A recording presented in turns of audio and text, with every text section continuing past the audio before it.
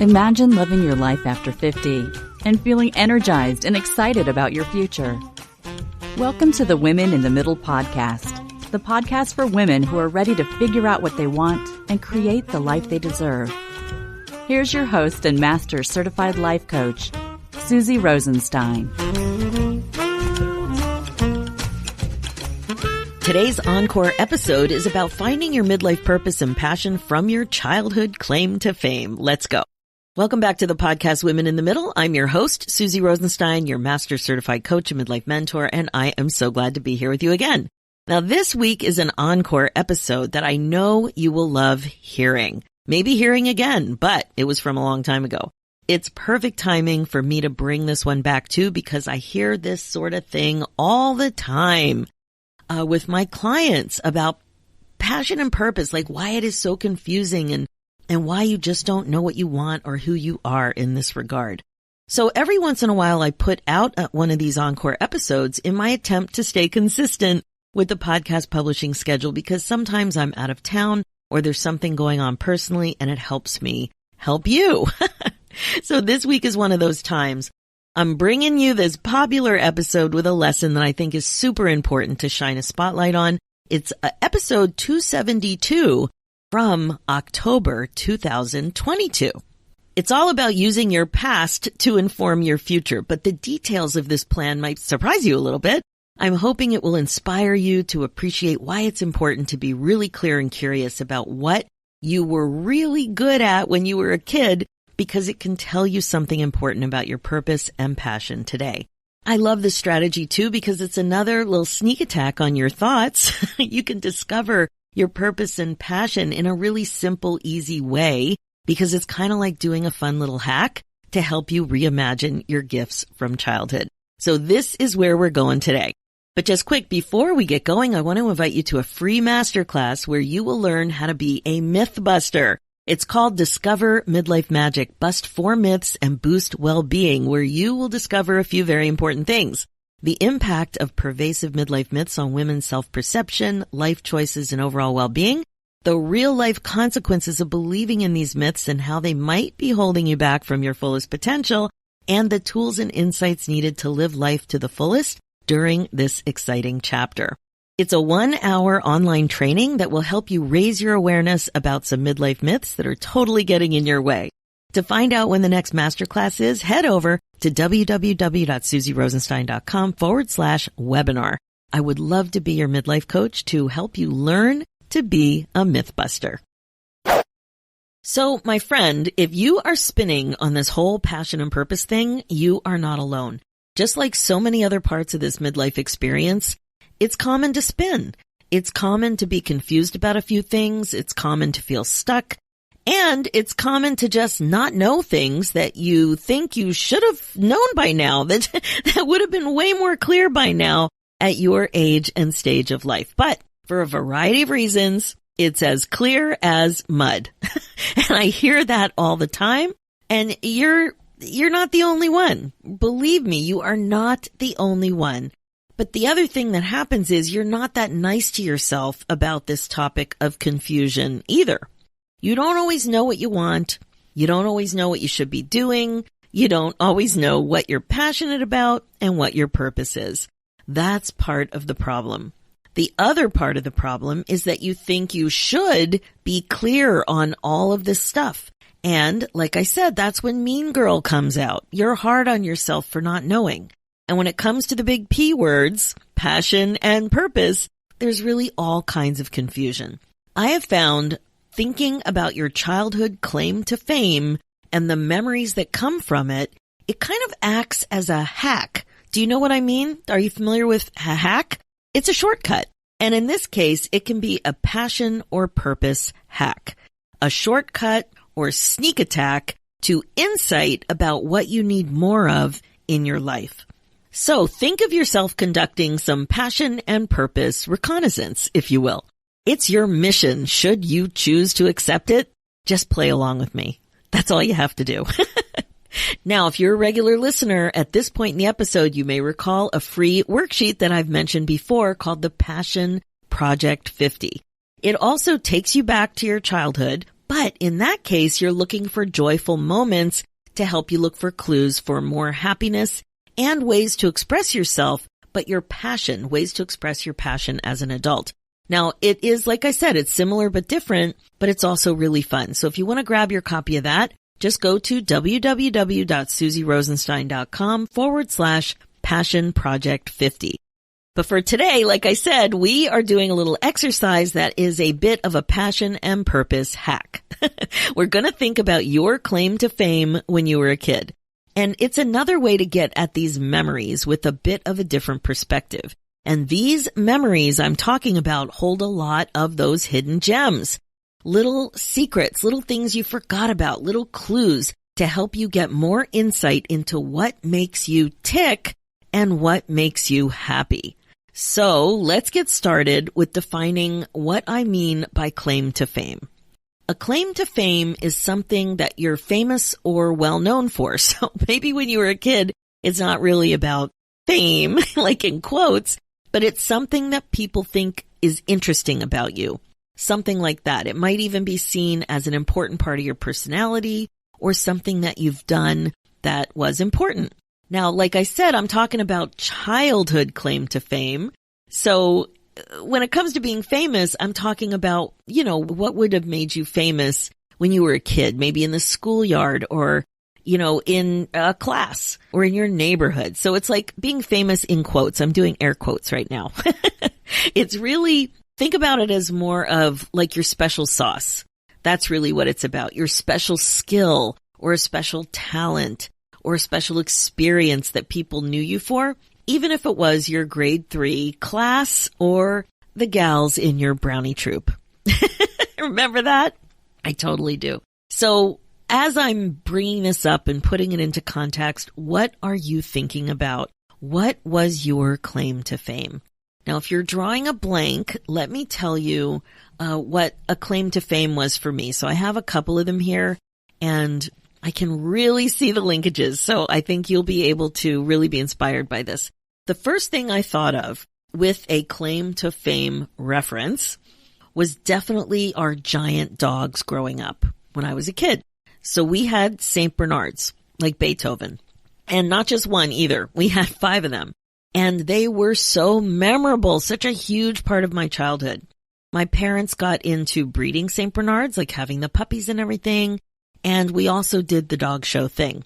And I even showed the youngest one, that was Brandy, in the puppy class when I was only about 11 or 12-ish. Now, why was this claim to fame? You might be asking, because this was something my parents got us into. Well, Facebook has kind of brought this to my attention. I have heard this from several of my childhood friends who have reached out to me through Facebook. And it's amazing what stories they remember, what memories they have. Some good memories, like when my dad used to bring the biggest one, whose name was Mr. Jack, into class, elementary school, for show and tell.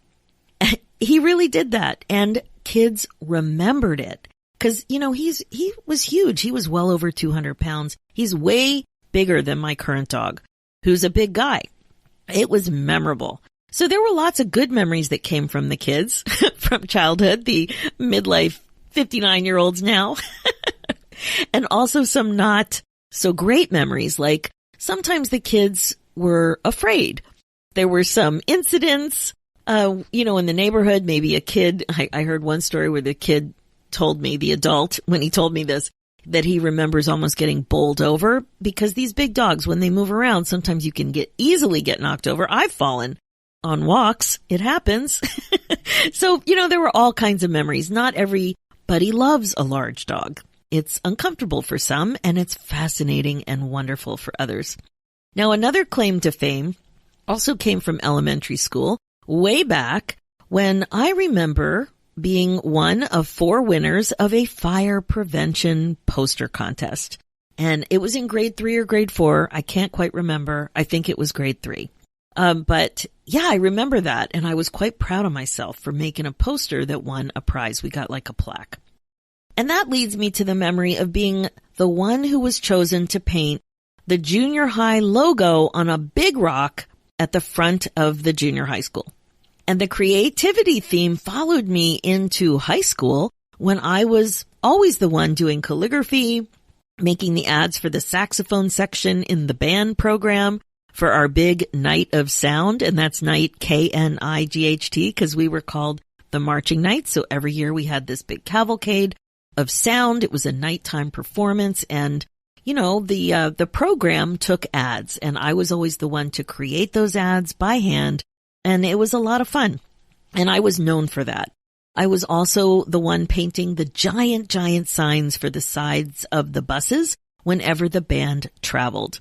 And eventually in 1981, I was surprised when I saw my yearbook and was voted one of the 2 most creative students in my high school class. We graduated in 81, and there was a guy and a girl, and I was the girl, and, it was amazing. And I remember being surprised by that. I mean, I remember taking the picture, but I remember being surprised that it had happened at all. So with these examples, the 2 things that pop out are my love of dogs and my love for being creative. Do you see what I'm getting at? If you are a listener of this podcast, these 2 things, these insights probably won't surprise you. These 2 things hold clues to what's really important to me, what has brought me joy, and what I absolutely wanted more of in my life. I do want more of this in my life. Absolutely. But I didn't always completely understand that. I've been on a quest since I turned 50, so in the last 9 years, to do just that. When it comes to the dogs, it's interesting. I ended up doing my master's thesis on the relationship between children and their pet dogs. So that was in the 80s. When I was single and dating back in the 80s and early 90s, I would even ask my new dates if they had any allergies. I was looking for a pet allergy because that just wouldn't be okay. Grass allergy? Okay. Pollen? I could cope with that. But a pet allergy? Not so much. Then when I got married, we had a beautiful golden retriever named Yofi, followed by another amazing golden retriever named Jasper. So we had Goldens in our family life for 20 years. And when I turned 50, I did a lot of reflection. And I realized that something I really, really wanted was that big dog experience from childhood for my kids. I wanted that too. Now, my kids were teenagers by then, but I had such fond memories of the claim to fame and the meaning of having that size of a dog in your life and their personality and the kind of family things that happen as a result of having a large dog, and how people just love to meet a large dog and they're fascinated by it. Like, I call my husband a chick magnet. He has never gotten more attention than he has by walking Nico. So even though the kids were older, at that point, our first kid had gone to university, the first of the 3 kids. That's when we got Nico, the Newfoundland. And a Newfoundland is very similar to St. Bernards. I mean, not the same. Newfs are water rescue dogs. And, for our lifestyle, that worked better. But a lot of people think he's a St. Bernard. And also, the size is very similar. They're bred for different things. They have different skills. But anyway, we have Nico the Newf, and he's awesome. And he was an amazing choice. And that was a very intentional thing based on thinking about all this stuff.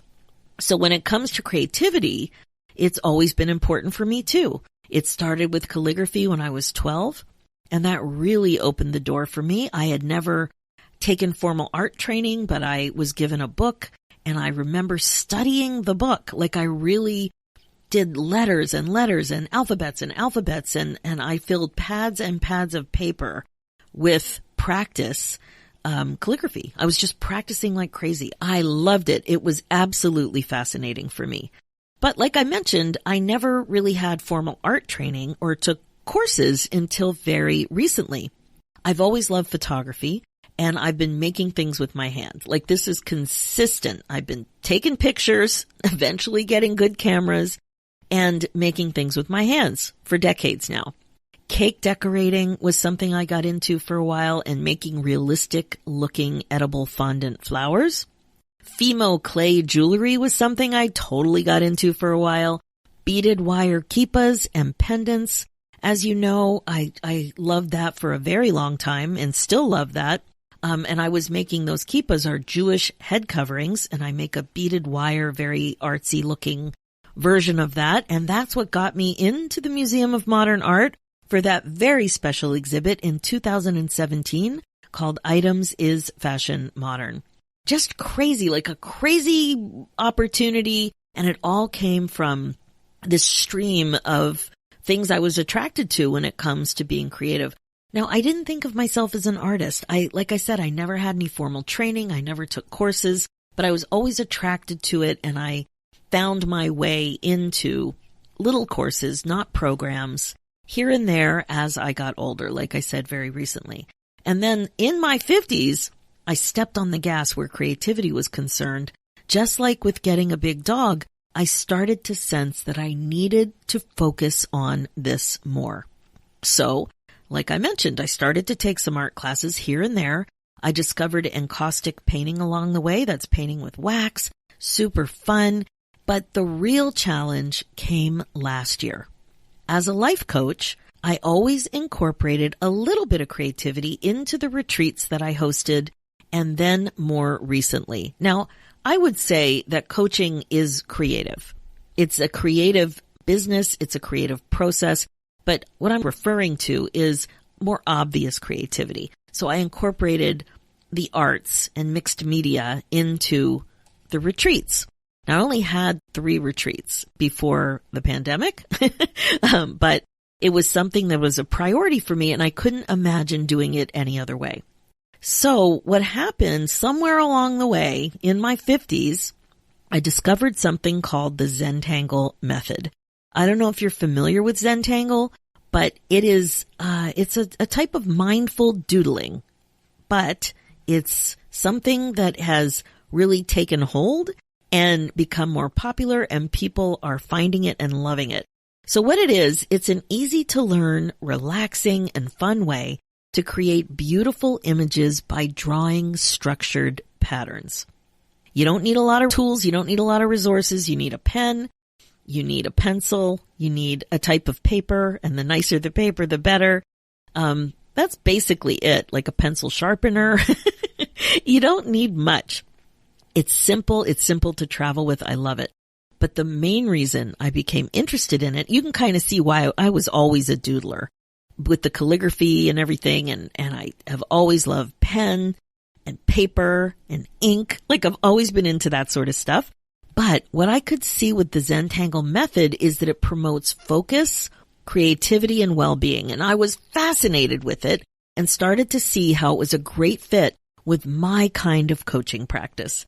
So during the pandemic, I became what they call a CZT, a certified Zentangle teacher, and have now incorporated mindful doodling like this into my signature group program, the Women in the Middle Academy, to help you develop skills that promote relaxing and getting into flow way more often. Because as we know, well, maybe you don't know, this kind of thing is really important to help you get unstuck. These skills of relaxing, slowing down, understanding how to think, noticing your thoughts, getting into flow, being open to what's possible, all this stuff absolutely helps you get unstuck.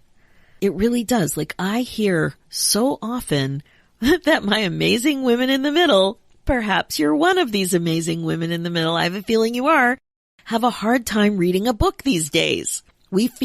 Very commonly, we feel too busy to read a book.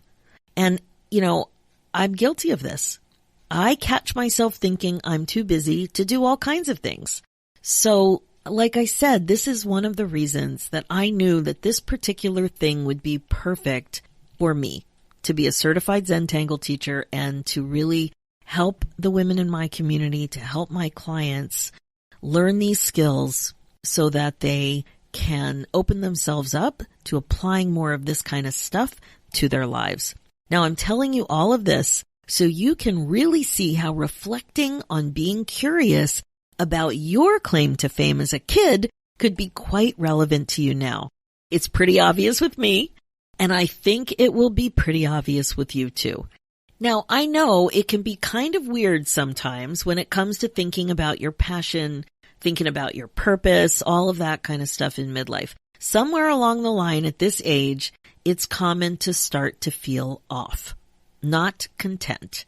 You buy the books, you listen to the podcasts, and you know that being fulfilled is more important at this point in your life. Like, you know it. It's everywhere. If you're on Pinterest, you see it everywhere too. And you start to think that you should have a passion project or something like that anchoring your life.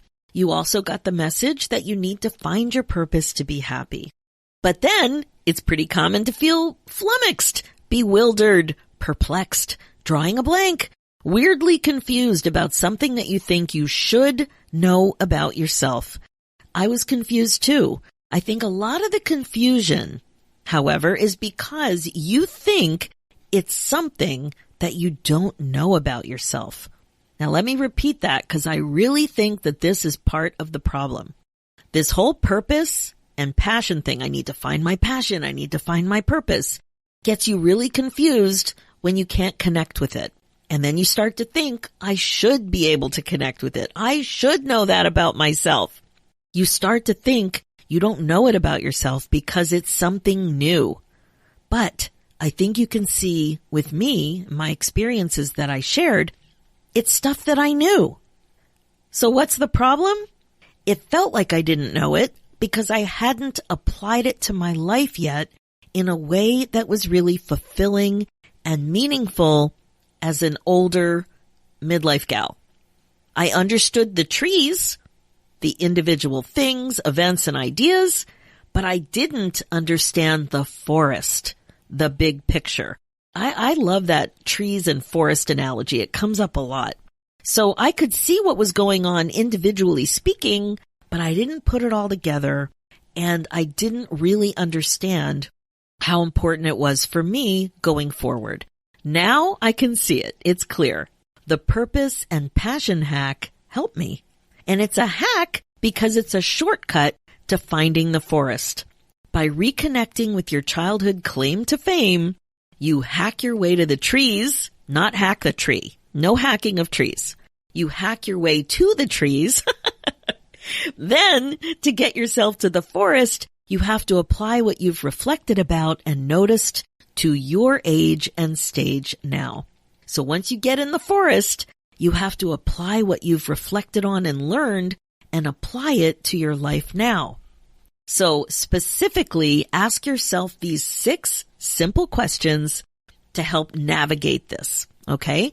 Question 1, what was my childhood claim to fame? Question 2, why did this matter to me as a kid? Question 3, do I still connect with this? Question 4, how can I bring more of it into my life now, personally and professionally? Question 5, what could this mean for me in terms of leaning in to my purpose? And question 6, what could this mean for me in terms of leaning into my passion? So briefly, here they are again. 1, what was my childhood claim to fame? 2, why did this matter to me as a kid? 3, do I still connect with this? 4, how can I bring more of this into my life now, personally and professionally? 5, what could this mean for me in terms of leaning into my purpose? And 6, what could this mean for me in terms of leaning into my passion? That's it, my friend. I love these 6 simple questions for you. They are a super duper simple hack into your heart, mind, body, and soul. Your childhood claim to fame could just be the source of some pretty awesome inspiration to a more fulfilling and fun next chapter. Keep me posted about what insights you have when you play with this idea. I can't wait to see your email. Absolutely. That's it for this episode. As you know, this podcast is all about how to love your life again after 50. It's really all about coaching you to be more intentional and to incorporate mindfulness into your life as a regular practice. This is how you put yourself on your agenda. My focus as your midlife coach is to help you get unstuck, clear, and focused on your current values and priorities so you don't have regrets. I can help you create the success you're looking for. That's why I created the Women in the Middle Happiness Academy. with you in mind because it's a warm, supportive, and fun coaching community of like-minded women who are stuck and want to get unstuck, who want to stop wasting valuable time. So it is totally possible to feel great about your roadmap to a more fun, meaningful, and regret-free chapter. Email me your questions and let's talk about it and see if it's for you. You can go ahead and book your free, no-obligation momentum call at www.womeninthemiddleacademy.com. I'm also excited to invite you to amplify your listening experience with the podcast by having more of a book club experience with all of the midlife stuff we're talking about. This is perfect for you when you're craving connecting with more women in the middle. Join the Women in the Middle Podcast Club. It's just waiting for you. Go to SusieRosenstein.com and click the Podcast Club button, and away you go. And finally, for show notes and links, head over to www.SusieRosenstein.com and click the podcast tab and look for episode 343. Thanks so much for listening. It's time for you to put yourself first, one thought at a time. I'm Susie Rosenstein, and I'll talk to you next week.